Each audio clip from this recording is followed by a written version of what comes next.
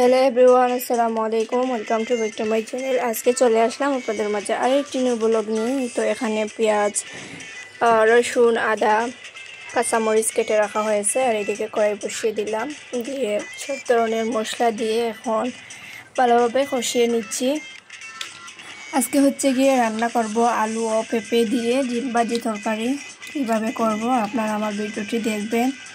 আপনারা চাইলে আলু ও পেঁপেকে ভালোভাবে সিদ্ধ করে নিতে পারেন। আমি আলু পেঁপেকে সিদ্ধ করি নাই, আমি এভাবে রান্না করব। আপনারা চাইলে সিদ্ধ করে নিতে পারেন। এই তো আমার আলু পেঁপে কেটে ধুয়ে রাখা হয়েছে। এখন মশলা কষানো হয়ে গেছে, দিয়ে দিব আমার আলু পেঁপে দিয়ে এখন ভালোভাবে নাড়াচাড়া করে নিব।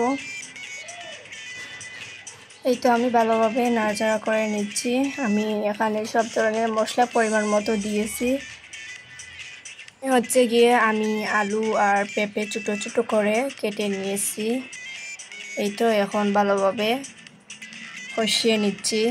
এরপর আমি ঢাকনা দিয়ে ঢেকে দিব। আমার ভিডিওটি আপনাদের কাছে কেমন লাগে অবশ্যই কমেন্ট বক্সে কমেন্ট করে জানাবেন। ভিডিওতে কোথাও কোনো ভুল হলে ক্ষমার দৃষ্টিতে দেখবেন।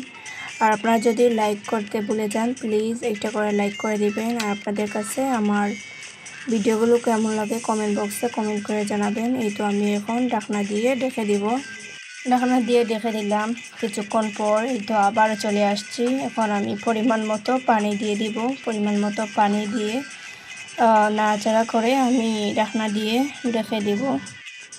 এই তো আলু পেঁপে সিদ্ধ হওয়ার জন্য আমি আমার পরিমাণ মতো পানি দিয়ে দিছি। এখন আমি ঢাকনা দিয়ে ঢেকে দেব। আজকে হচ্ছে গিয়ে আমি আলু দিয়ে পেঁপে ডিম ভাজি দিয়ে রান্না করব। এখানে হচ্ছে গিয়ে 3টা ডিম নিয়েছি। এখন আমি এগুলোকে ভাজি করে নিব। এই তো হচ্ছে ছোটো ছোটো করে পেঁয়াজও কেটে নিয়েছি। এই তো আমি এখন ডিম ভেঙে নিচ্ছি। ডিম ভেঙে এরপর আমি ভেজে নিব।